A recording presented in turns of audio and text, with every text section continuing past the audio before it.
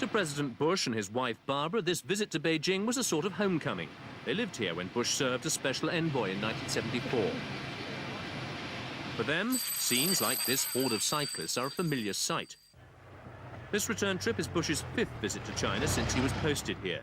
His first stop was Tiananmen Square, adjacent to the Forbidden City and the mausoleum of Mao Zedong. A huge crowd was waiting for a glimpse of the president. One of them Bush thought he recognized and shook hands with.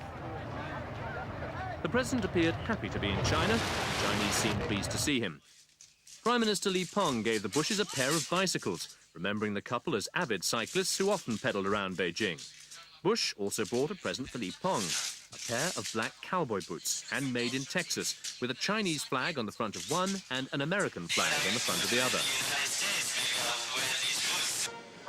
The Bushes later met Chinese President Yang Shangkun. In the Great Hall of the People, Yang toasted Bush, saying, "We're happy you're in China. We warmly welcome you." Bush says his visit is meant to strengthen already strong relations.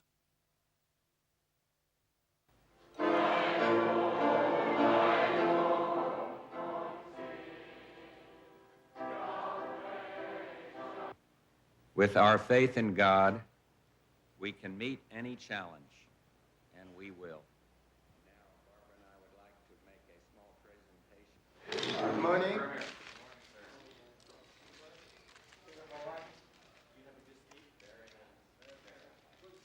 A toast to the health of you. Let us raise our glasses in a toast to the health of you, Mr. President.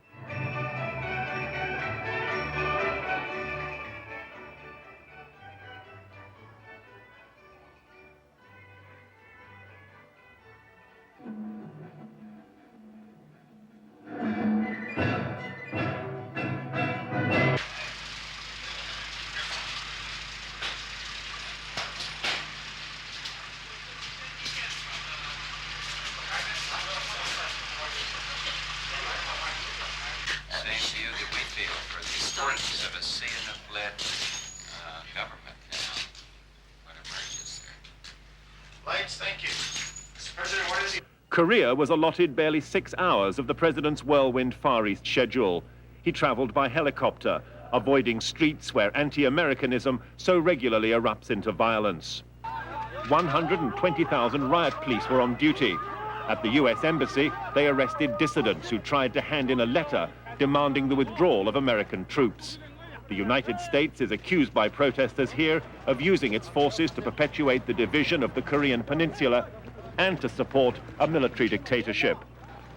At the university in Seoul, student demonstrators were heavily outnumbered by police. They burnt an effigy of Mr. Bush and the American flag.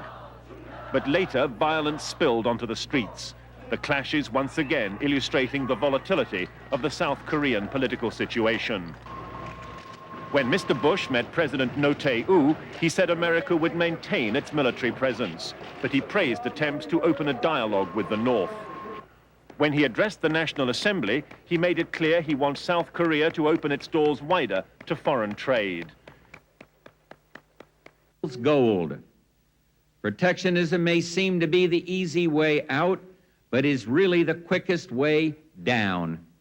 And nothing will stop the engine of Korea's economic growth faster than new barriers to international trade.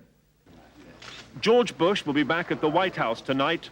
First thing tomorrow, he'll confront the sternest test of his presidency so far, joining battle for his Defense Secretary John Tower, whose future hangs on a Senate vote this week.